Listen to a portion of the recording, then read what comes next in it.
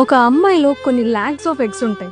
కానీ each month around 20 to 30 eggs form అయ్యి uterus లోకి వెళ్ళడానికి రన్నింగ్ రేస్ పెట్టుకుంటాయి. కానీ విన్నర్ కి మాత్రమే యూట్రస్ లోకి వెళ్ళడానికి ఛాన్స్ ఉంటుంది.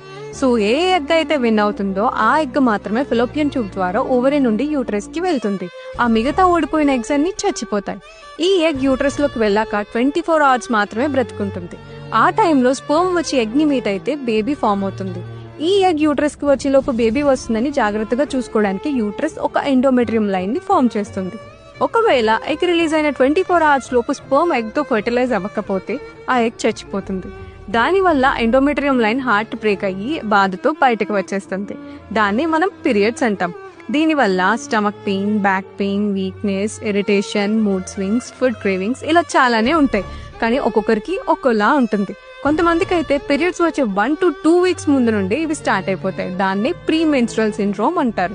మై డియర్ మంచి అబ్బాయిలు, దీన్ని అర్థం చేసుకుని ఈ టైంలో మీ గర్ల్ ని జాగ్రత్తగా చూసుకోండి. మీ లవ్ అండ్ కేర్ వాళ్ళకి కొంచెం రిలీఫ్ ఇస్తుంది.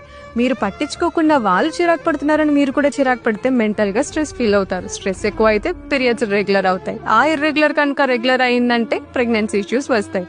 ఆ ఇష్యూస్ వల్ల పిల్లలు పుట్టకపోతే మనకి ఫ్యూచరే ఉండదు.